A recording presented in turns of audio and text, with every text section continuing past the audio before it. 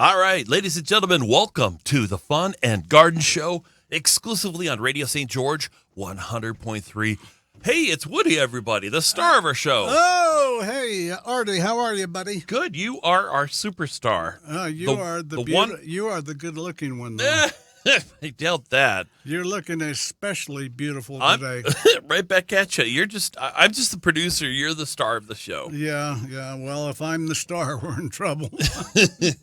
Hey, folks, it is the Fun and Garden Show on Radio St. George 100.3. And, of course, we do this every week. We're streaming on YouTube and Facebook as well. And most importantly, you can log on to funandgarden.com. There we go. And ask us a question. That's probably the best place. Or more accurately, ask Harvey a question. Ask Harvey and find out who Harvey is. Yeah. Yep, so that's kind of the surprise. He's our boy. So I was out in the yard talking to Harvey today. Oh, were you? Yeah. Wow. Yeah. Once people find out who Harvey is, they're going to think that you're going to need a straitjacket. I know. Just kidding. Harvey's going to need one. Yeah. You know, the weather is kind of nice. So you've been out doing stuff in your garden? I have, and kind of fixing this and that needed a little tweaking, a little adjustment. All of a sudden, with the nights getting a little cooler, my tomatoes have started to perk up. Oh. And everything's perking up, and I think another 2-3 weeks, and it'll be really nice. Yeah. Well, and speaking of which, the little section of grass on my front yard, it's doing really well. I put some sod in. You didn't want? Oh, not sod. I put some grass seed, and then I put some dirt on top of that. And you didn't actually water it, did you? Oh, I'm watering it like crazy. My hell. You bet. I mean, heck. All right, folks, it's the Fun Garden Show, and today we are going to talk about what, Woody? Who knows? We're going to have a smorgasbord. We're going to talk about a lot of different things. I was on the old computer yesterday. I got a project going at home, and it's taking more of my time than I thought. I'm painting a room. Oh, okay. And so, it was, and it happens to be my computer room. So I have to move everything and then reattach it and so on and so forth. And so far, this room is a room that 15 years ago, I would have painted in about 4 hours. And so far, I've got half of it done, and I've worked on it for 4 days. Oh, really? So I don't know what to say. It just, something happens to your body. You just can't do it anymore. Well, there's lots of standing and a vigorous work, when it comes to painting. So, yeah. The part I really dislike is when you're rolling the ceiling overhead. That's hard. Yeah, that's not fun. That's hard. When it drips everywhere. Yeah. Yeah, on your head, on your glasses, yeah. On your computer. Oh, that's not good. I hope you covered everything. Well, yeah, I tried. I did pretty good. But I was looking at the computer, and I came across a little broadcast that a doctor was doing, and I thought it would be kind of one of these things of interest that people would maybe get a kick out of knowing. He was talking about some foods that are bad for arthritis. Oh, really? Yeah. I have arthritis. I do too. And I've had it since I was a young guy. And arthritis is, there's different kinds. And I'm not a doctor, but basically it's inflammation in different parts of your body, usually a joint. And it will start out as inflammation, and it'll actually turn to deposits of calcium. Yep. And it will feel really good when you break those loose. And, they grind in that joint. And I had 2 build up in my hip, Yeah. the size of nickels. Oh. Yep, had to have those replaced. And the hip, too, as well. Yeah, did you have new batteries put in while you were there? I did. They had me up on the rack. The rack? Yep, they put me up on the rack. They greased my wheels. They gave me a new hip. Wow. Gave me a new shiny coat. I have no idea what that all meant. Yeah. But Well, good for you. yeah. So anyway, the arthritis is bad stuff. I went into the pain clinic yesterday and had a shot in each shoulder because when I roll over at night on my shoulders, it wakes me up because they've got arthritis in them.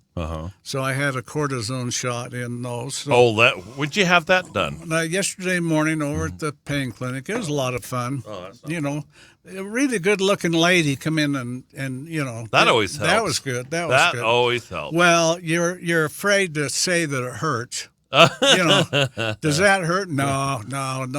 You know, she leaves and you start to cry. Anyway, this doctor says he knows about some of the food that causes arthritis. So I made a little bit of a list of what he said. His first thing he talked about was gluten. Really? Yeah. You know, there's people that are allergic to gluten. We have a gluten allergy in my family, and you know, the celiac disease, and that's when the gluten, the wheat gluten, gets in your digestive system and really raises the devil with your immune system and your digestion. And so, according to him, gluten actually causes arthritis. Really? Yeah, another one that he talked about that was, I think he did this just to hurt people, French fries. Or processed foods. I don't know. I'm not sure what his definition of processed would be. Like TV dinners or well, hot pies, things like that. Well, we all know that TV dinners aren't good for you. They're not? No. What? Oh, do you live on those? Oh, sorry. All the time. Next item he mentioned was, now this one will surprise you, I'll bet. It didn't surprise me because I've heard this before, barbecued foods. What? Yeah. Barbecue what? When you barbecue food over an open flame, it creates a chemical change in the surface of the food, and it's supposed to be detrimental to your health. It is. If you eat barbecue too often. Like the charred the charred part of it. Yeah. It's, you know, it's like going to a fire and licking the 2x4s or something. You know? Now, be honest. Have you ever lit your marshmallow on fire? Oh, yes. Oh, yes. I love barbecued stuff. So, you know, it's like, will you live longer or will it just seem longer without some of this food? The next one was alcohol. Yeah. Drinking alcohol. And he said more than... You mean that's not good for you? It causes arthritis, he said. Wow. More than a half a glass a day of alcohol.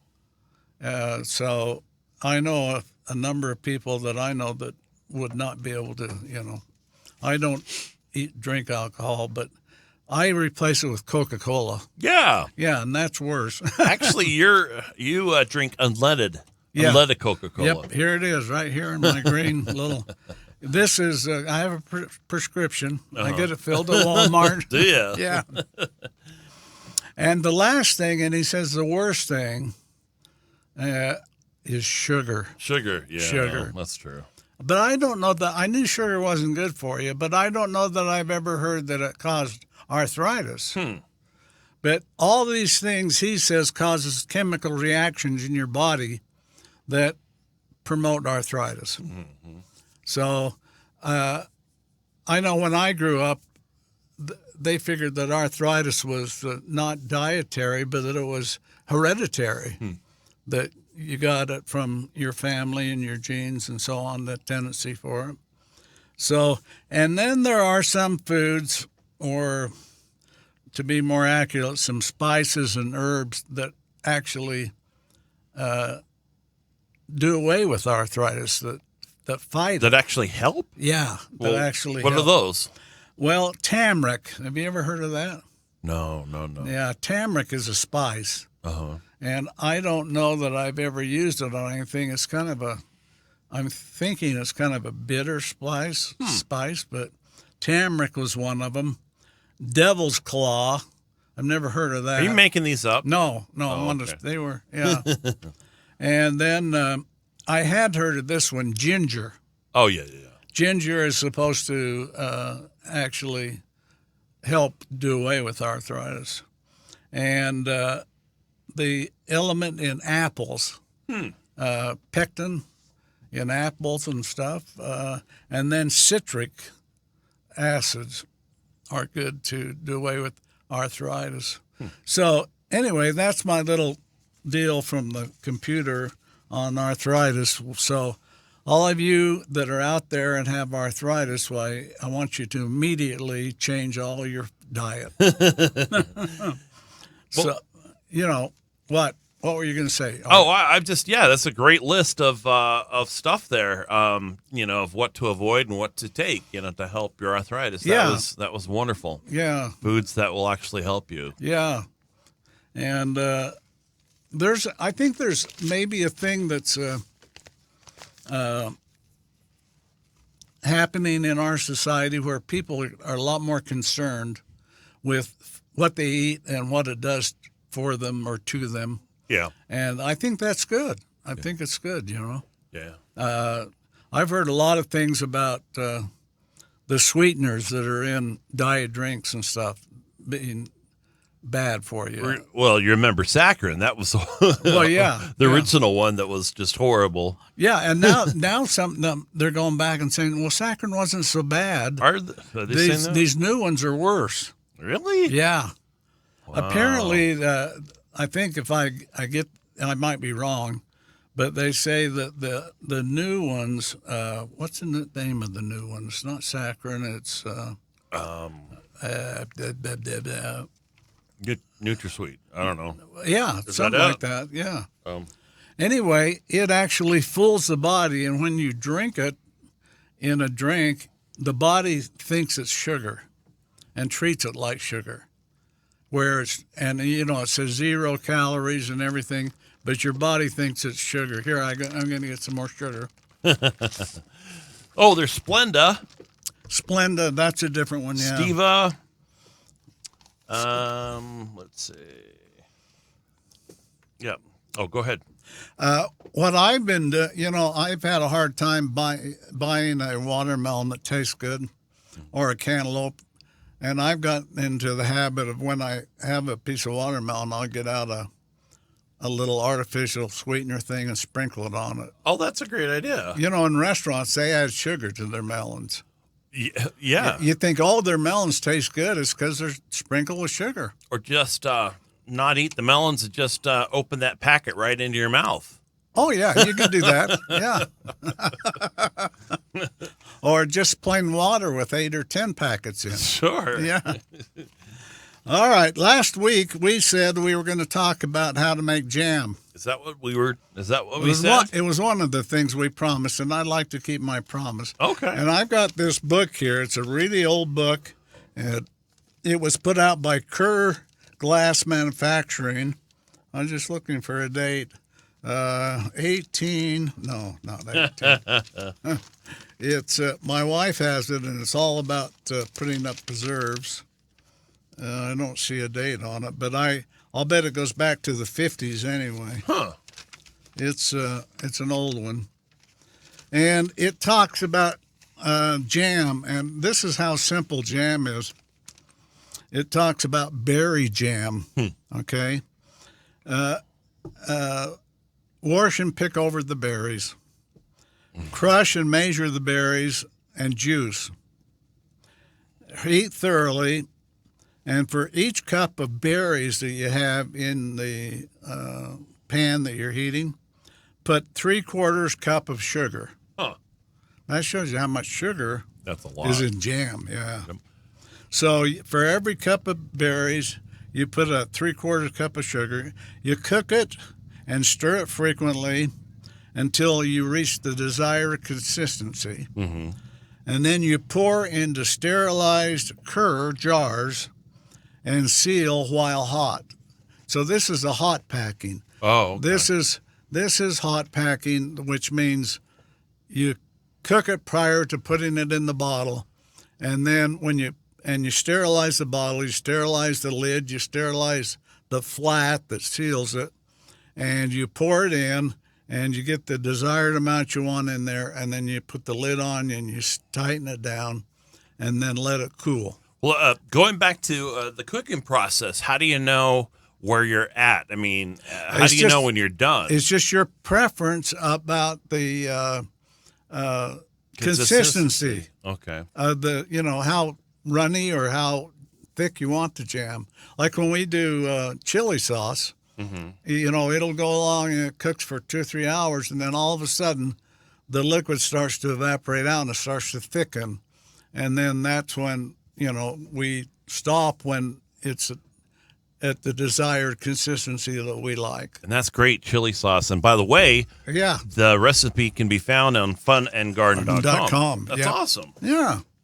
So, and then there's some other jams in here, and it talks about cold packing, and the difference being that you take the jam and you mix it up and everything, and you put it in the bottle, sterilized bottle, and you seal the bottle, and then you put it in a pressure cooker and cook it for 20 minutes or 30 minutes at 10 pounds pressure, and that's cold packing because the material was cold when it went into the jar. Okay, so what's the ideal way to do it? Hot or cold? Or it doesn't matter. It's just what you prefer. Is it more sanitary if you do it hot? To kill the germs, that type of mentality? I would kind of think so, but that's just my opinion. I don't know. I know that when you talk to the ladies, in the neighborhood or the Relief Society or wherever your source is, as many as you talk to, you'll find different ways of doing the canning. And then, then you have a whole different I was reading in here, I think it was you that questioned me about canning meat. Oh, yeah. That's preserving meat. Yeah. Well, it works, huh? Yeah. And they've got a whole section in here, if I can find it quickly, because it was not real complex. There's pickles and... So you have to cook it first, though. Meat, right? Yeah, meat. Okay. Let's see. Beef roll. Oh, brains. There's a good thing. Brains. Oh, that's awesome. Yeah, that's something I want to cook. Yeah. Chicken. Let's see. Liver. Oh, head cheese. Oh, that's horrible. Heart. Boy, this is good stuff. Yeah. Pickles, pig's feet. Oh, that's awesome. How do you eat those? Well, did you suck on them? Or you just serve them with mashed potatoes? You got to put the hoof down Is that what your you do? throat first. Okay. So that you can swallow it. That's awesome. Like a snake when it eats a rabbit. That's great. Yeah. Here's one, goulash. Do you know what goulash is? It's beef stew. Oh. Yeah. Now I'm going to read this to you. Okay. Cut the meat in small pieces. Yep. Brown in a frying pan. Okay. Put into a stew pan. I guess that's a saucepan. Cover with boiling water and cook for a few minutes. Add diced vegetables, carrots, onions, tomatoes, and a few potatoes. Cook until vegetables are heated thoroughly. All right. Pack the product and the liquid into a curd jar, sterilized curd jar, to within 1 inch of the top of the jar. Add a teaspoon of salt to each quart jar, if desired. Now, back in the day, didn't they put wax on top of that? What was the purpose of wax? Well, wax was a cheap way to seal it without buying the lids and that, because people, in the Depression, they couldn't afford the lids. Okay. You can do it. My mother used to do it with wax. I've watched her seal them with wax. Put on the cap, screwing the band tightly. Put in a pressure cooker for 75 minutes at 10 pounds pressure. Now that's beef stew or goulash. I guess you could do chili or anything as far as that is concerned. Yeah, pickles, pig's feet. Let's see what else. Rabbit meat, roast beef. Oh, there's one here. I remember fish. Oh, that's horrible. You were mackerel, bass, mackerel, trout, and others. Holy cow. Yeah. Oh, my. Clean the fish. You don't remove the bones. They soften up, I guess. Put them in there, yeah. Soak the fish for an hour in brine made from a cup of salt to 1 gallon of water. And then place clean plate on fish to keep under the brine. Oh, okay. Use brine only once. Drain the fish for several minutes, then pack firmly into a cur jar, filling within 1 inch of the top of the jar. Skin side of the fish next to the glass. Well, I wonder why. You leave the skin on there, and you put that next to the glass. Alternate head and tails if the fish are small enough. Really? Yeah. Oh, boy. That's horrible. Yeah. Add no water or oil. Add a half a teaspoon of salt to each pint jar. Screw on the cap and process according to, 45 minutes at 10 pounds pressure. Great. And then in 5 years, you can eat that stuff. 5 years, open the cap and tip the contents into the garbage can.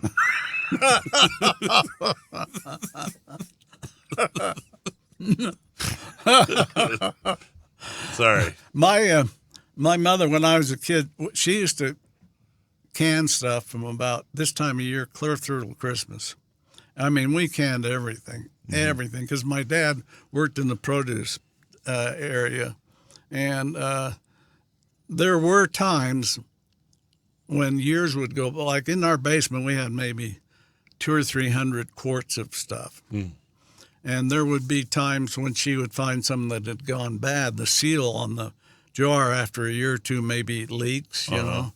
And she would have me go down and take these jars and take them up and empty them into the garbage and clean the bottles and to reuse them and boil them and stuff. Well, we always used to be careful and very cautious about the seals, about food that we ate at Grandma's, because she used to go down in her cellar and pick out cans of soup, from the 30s. Oh yeah, open them up, serve them to us, and they tasted tinty. They tasted tinty and had a strange taste. You were getting your medal along with the food. Exactly. Yeah. Yep.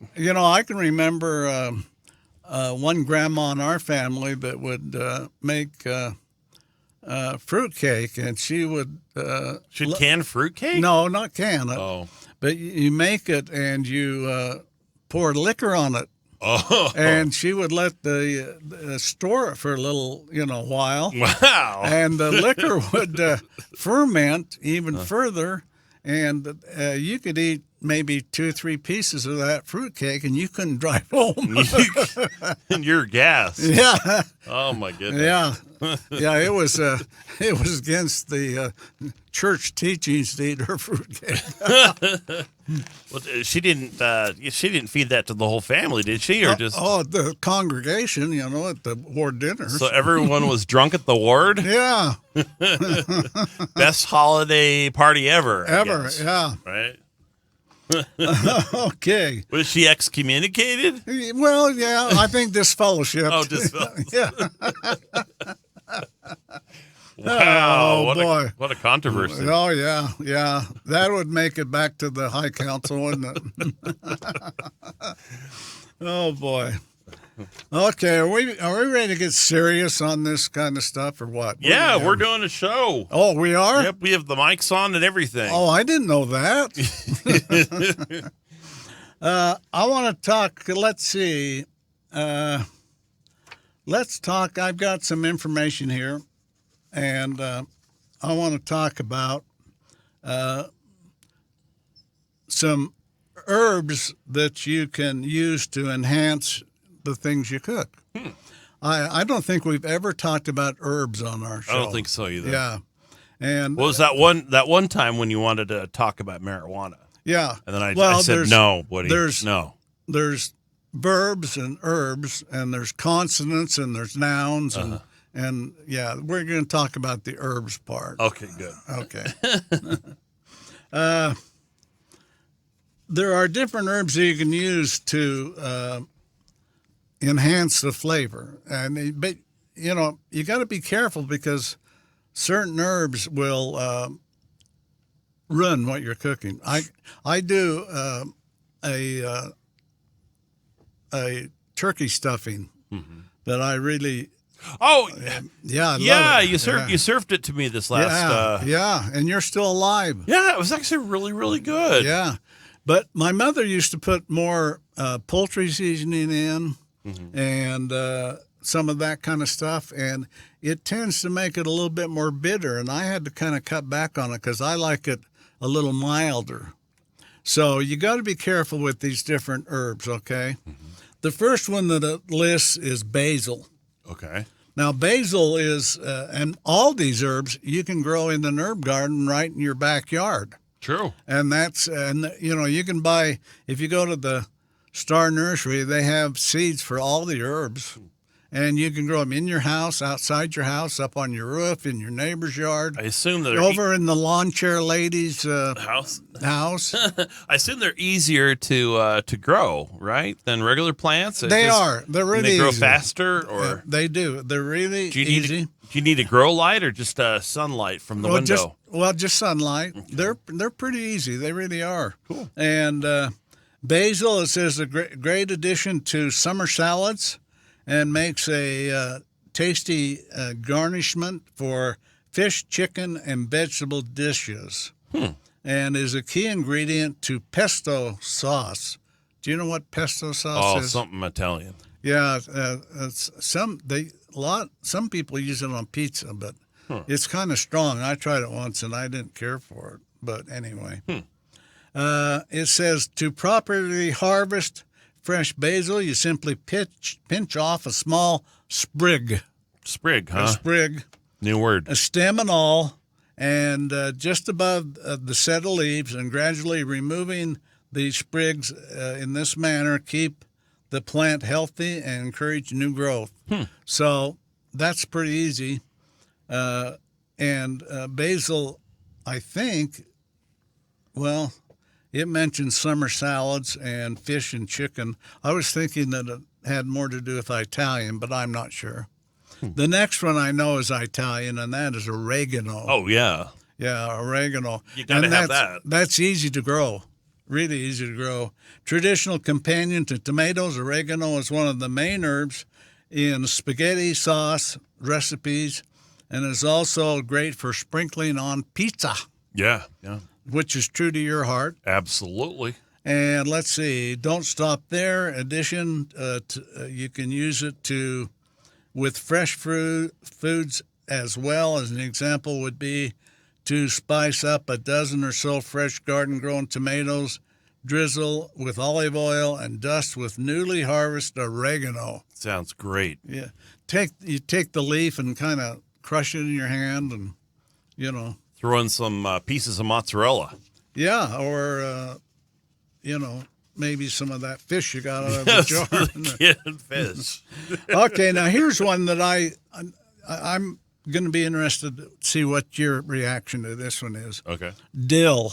Dill? Dill. Dill. I guess you got to be careful what you use it. Well, dill is a really good herb, and when I was a young married, and we used to shop at the store, they started coming out with these chip dips that were kind of new. They were, up until that time, you didn't see chip dip in the store. They weren't big. Yeah, and then all of a sudden, here's the onion chip dip, and one of them was dill, and we tried that, and it's pretty good. It's not a real heavy dill, but of course, dill traditionally you take the cucumbers and you put them in a brine, and you put dill in there, and it makes dill pickles. They're delicious. Oh yeah, I like these new ones that are. Which ones are kind of hot? They're spicy. Henry's or Harvey's or something like that. Yeah. Dickies. Yeah, something. But anyway, they're a little bit hot.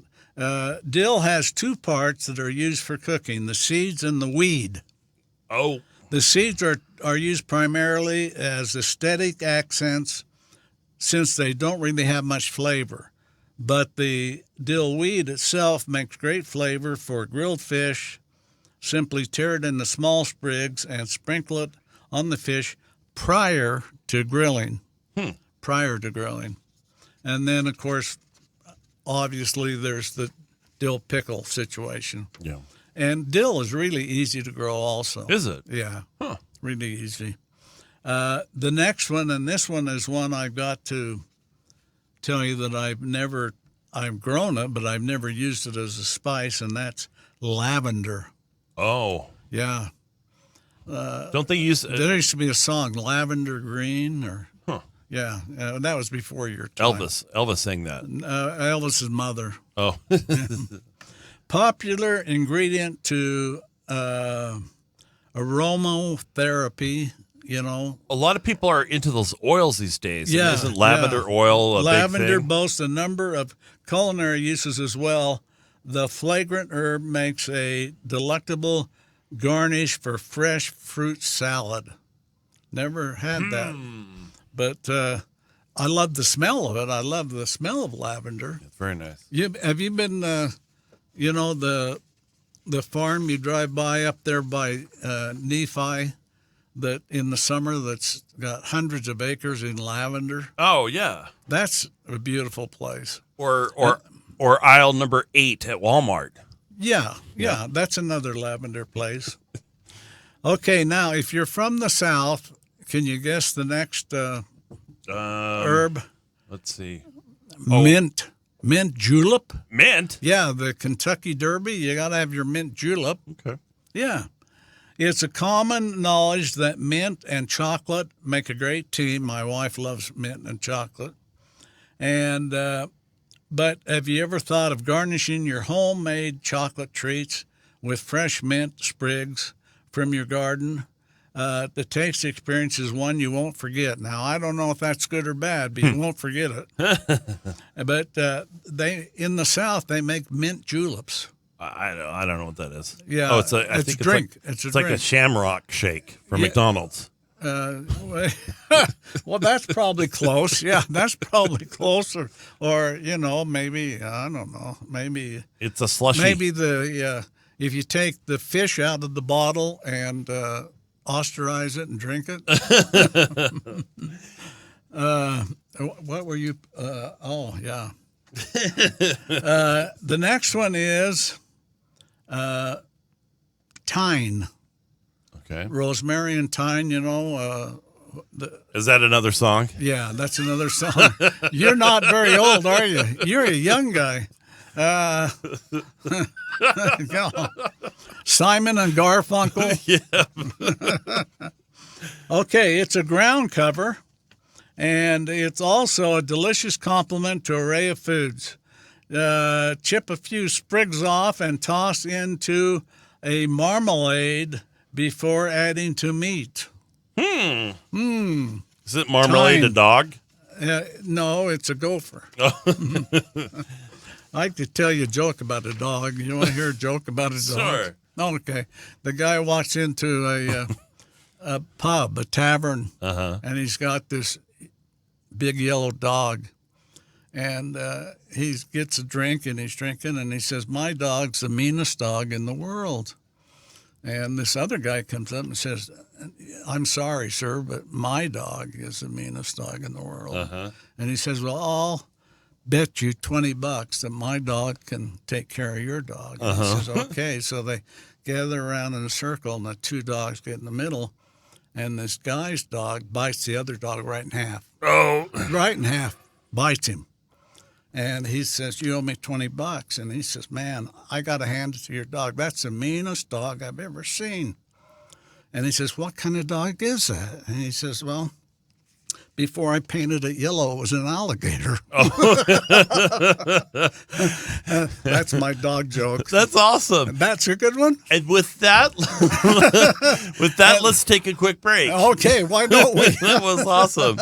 It's the Fun and Garden Show on Radio St. George 100.3, broadcasting live from the beautiful campus of Dixie State University. Join us online at funandgarden.com and drop by and give us your comments there and find out more about our show. And we'll be right back with more of the Fun and Garden Show on Radio St. George 100.3. Don't go anywhere.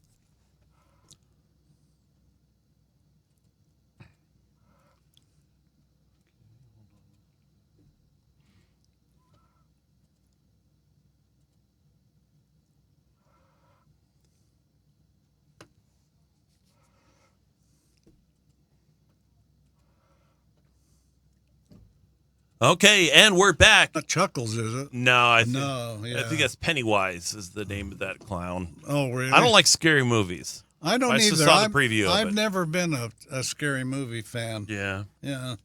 I like movies that are true stories. Yeah, or inspirational. Yeah. Yep. Yeah. So or perspirational. Exactly. Yeah. That'd be great. Okay, we're talking about herbs. Oh, okay. We're going to move on to the next one if you're ready. Yeah, who's Herb? Herb. Oh, Herb. Herb on WKRP in Cincinnati. Herb Tarlick. Awesome. Yeah, that's my idol. I love Dr. Johnny Fever. Oh, yeah. Yeah. Super fun show. Yeah. The next one is Rosemary. And I used to date a girl named Rosemary. You did? It's not. I don't think it's the same thing. A favorite of chefs the world over, rosemary is one of the most versatile herbs in the garden. In addition to the traditional uses, it also makes a perfect basting for applying olive oil to meat or fish on the grill. And let's see, choose a sturdy stem, not too short. Clean off most of the leaves, and they put rosemary in with lamb when they cook it. I used to have a rosemary shrub in my garden.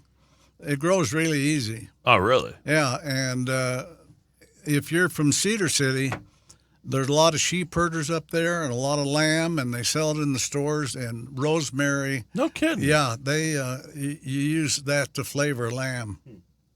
So rosemary and thyme, they were in the song together. I think they were sisters. the Huckleberry sisters, Rosemary and Thyme. Wow. Okay, the next one is one I've never heard of, and I've heard of it, but I haven't used it, and that is lemongrass. Oh, okay. They put that in salads, I think, right? Well, yeah, it says it's great for lemon chicken.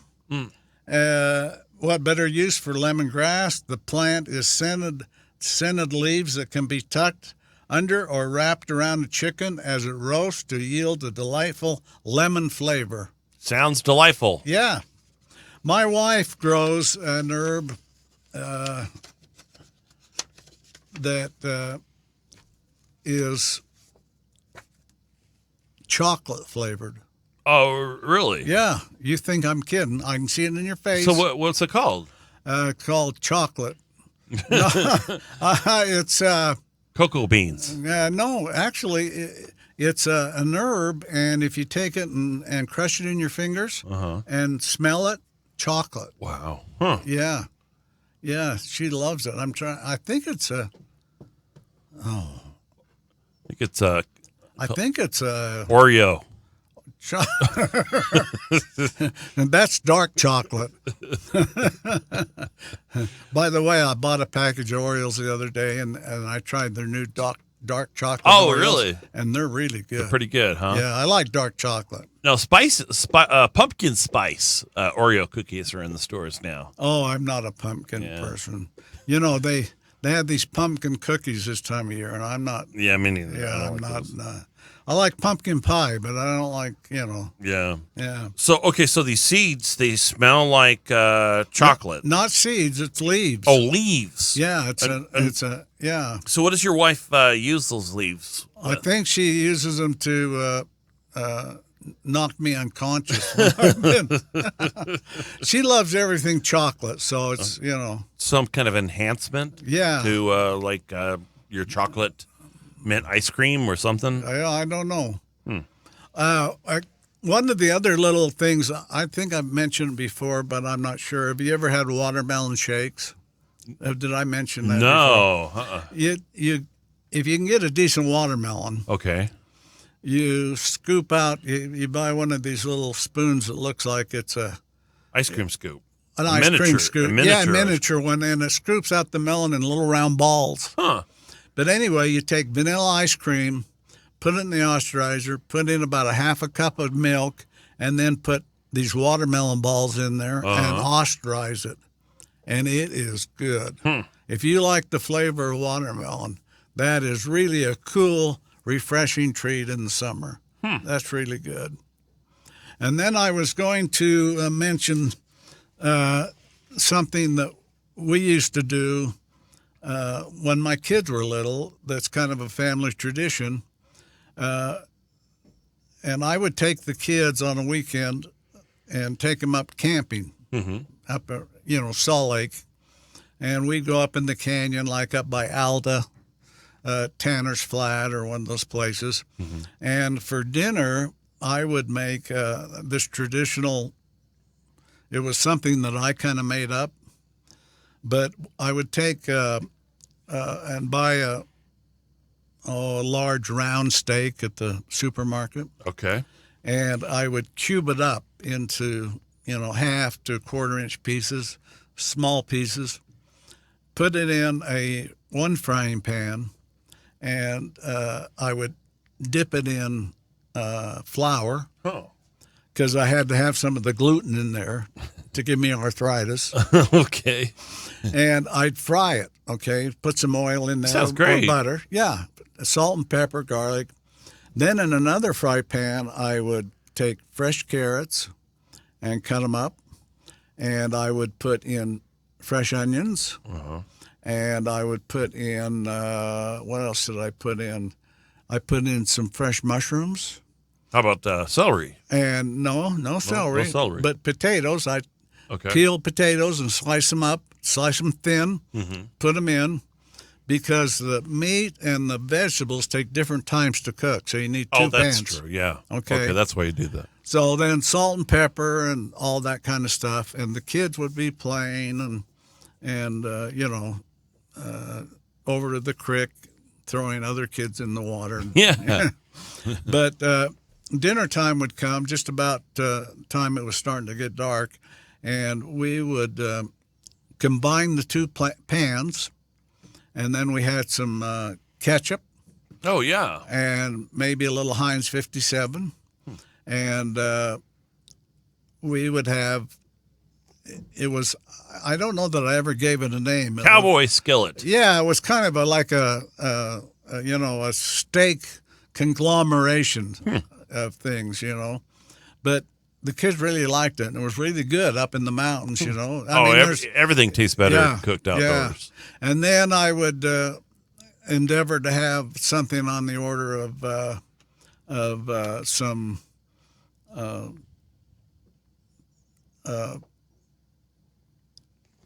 dessert. Oh, yeah. Like peach cobbler. or blueberry cobbler, yeah, or something like that for dessert. Maybe made in a Dutch oven.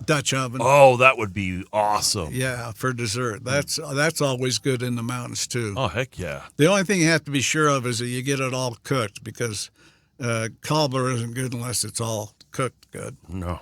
But that dish, if you want to try it sometimes, it's kind of fun. It's just kind of something that you make up, and you could put a little celery in.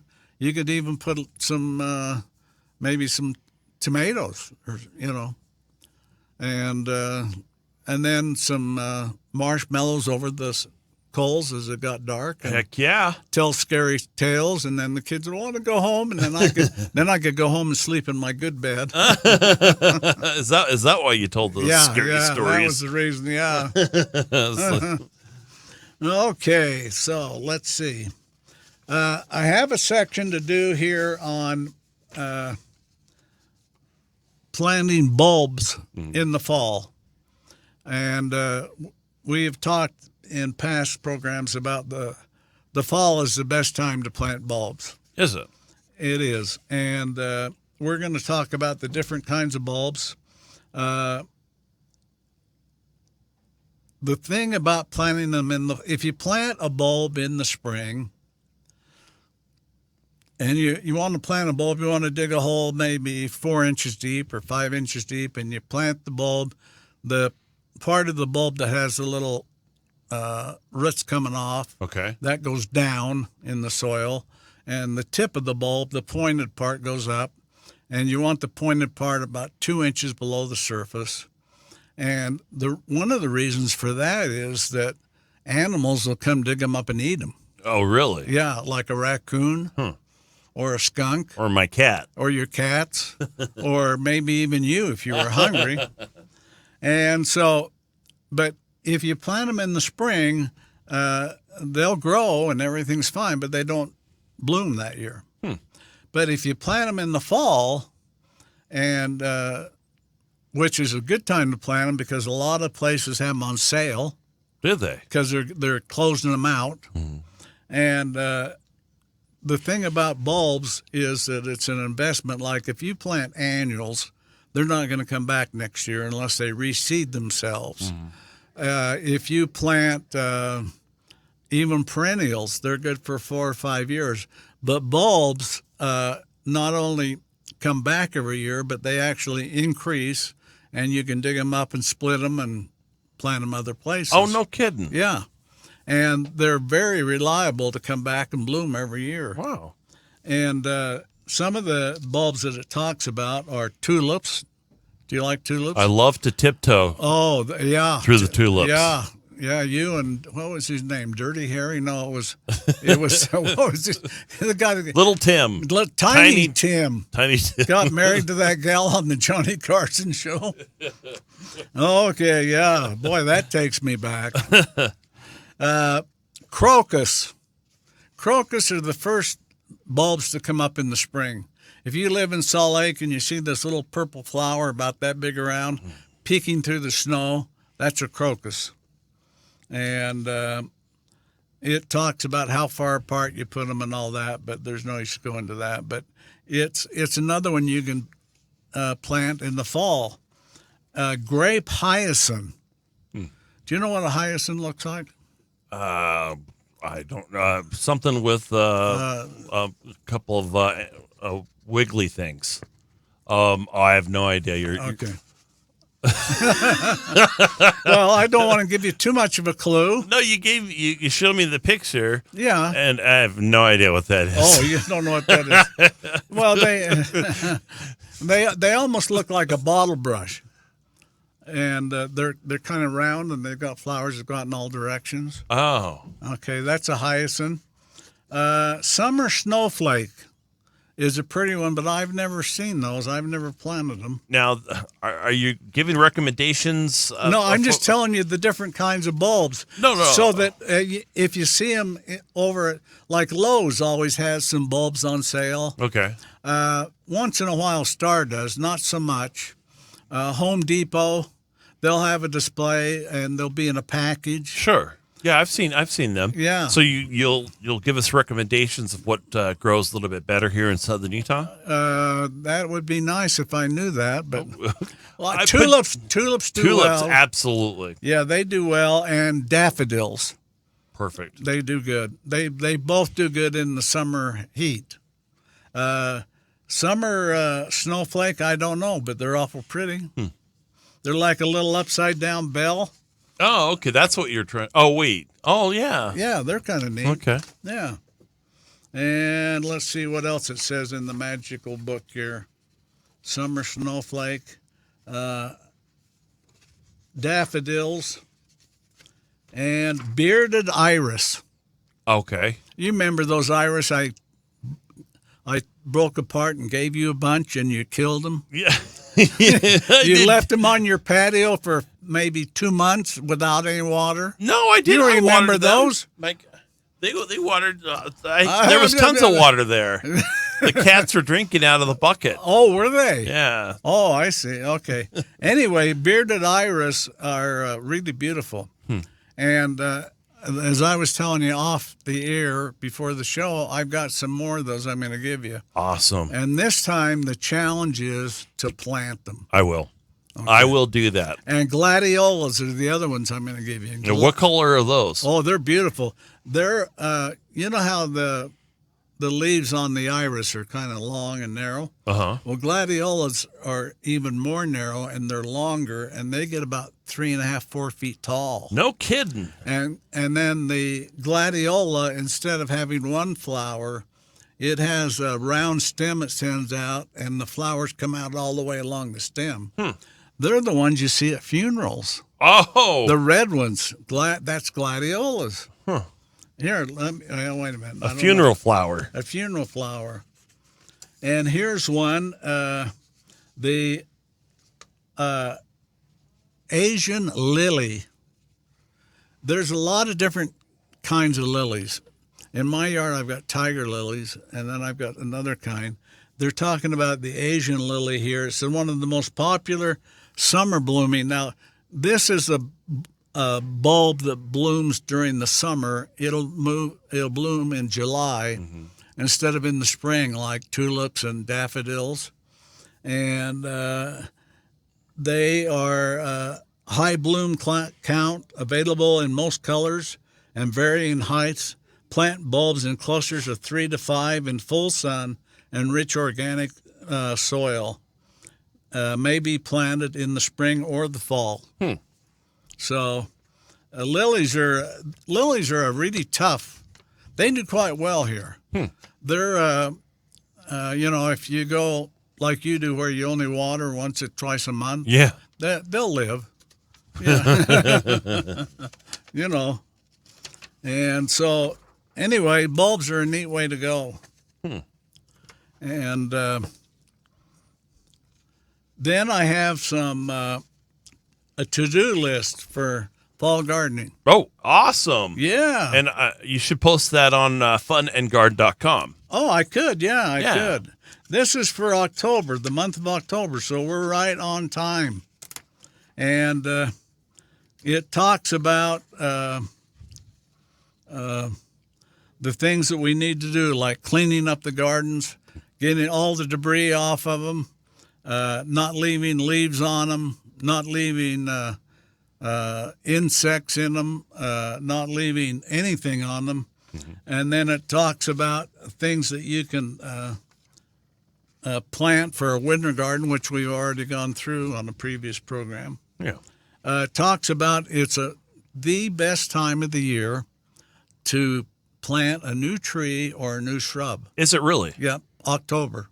Whoa, okay. October. And if you go to the big box stores or like Walmart, I was surprised because Walmart shut down their garden center about a month ago. Oh, yeah. There's Christmas items in there now. Yeah, well, guess what? Yesterday, I pull in there, and my wife's getting a prescription, and I sit there watching, and they have a semi of plants they're unloading. Oh, a whole semi really? of plants. And I don't know, I've never seen them do that before, but some of them are trees.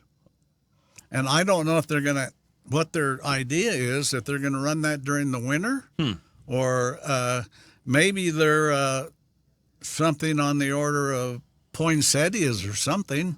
I don't know.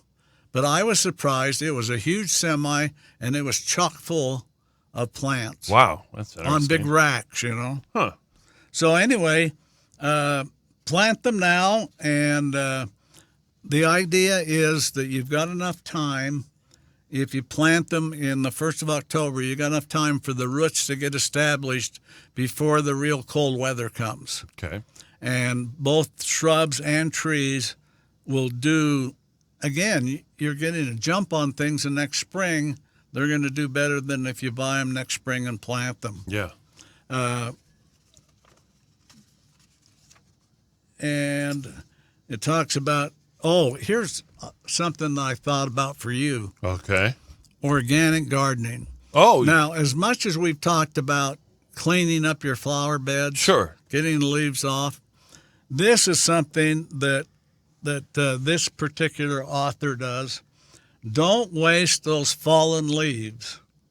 My single biggest job of this time of year is rounding up all of mine and my neighbor's leaves and spreading them out on my lawn and running over them with my mulching mower and turning them into little pieces of leaves. And then you just rake them up for... No, you just leave them on the lawn. Just leave them on the lawn, huh? And they will fertilize your lawn. Are you serious? It's like putting compost on your lawn. That's a great idea. Yeah. But you don't want to do it in your flower beds. You want to do it on the lawn. That's a good idea. So you come over to my house. I've got 44 bags of leaves. Oh. And you take 40 bags worth and go spread it on your lawn and then mow over them. Awesome. I'll definitely do that. Yeah, and then your cats, during like Christmas, take them outside and toss them in the air. Oh, no. And they'll land on those beds of leaves and bounce. Oh, okay. It won't hurt them a bit. It's a new Olympic sport. It's called cat tossing. That's awesome. That's great. Yeah. I knew you'd like that. No, I love cats. You know that, Artie. In fact, I wanted to adopt some of yours. Really? Yeah. You can have them all. Can I? Yep. How many of them have you got? 27. Oh, boy. Boy, that's a lot of stew. Cat stew, huh? Oh, boy. Got to have my prescription. So. Okay. So you need more, or you had enough for today? How about just a few more minutes? A few more minutes? Okay. We could wrap up things to do for fall. So we have Things to bulbs. Bulbs and trees would be great to plant right now. Right. Okay. Here's a little article on watering in the fall. Okay. What do you do with your watering when the weather starts to cool down? You want to decrease it, I guess, right? Yeah, first of all, it's not necessary to water lawns and plants every day. As a general rule, plants are killed through overwatering. More are killed that way than underwatering. Second, understand that properties of the soil in your area. There's something in soil. You have acid or alkaline. Mm-hmm. Okay. There's another thing that has to do with the rate of penetration. Okay. In soil. In other words, when I put water on my lawn, how long does it take for it to soak in, and how far does it soak in? Sand lets water through. Clay holds water out. If you have a clay base, which you do at your house, that little corner, you can water that and go back the next day, and the water will only be 2 inches deep. No, that's true. Because it just sits there. Yeah. So what it suggests is to understand that you need to,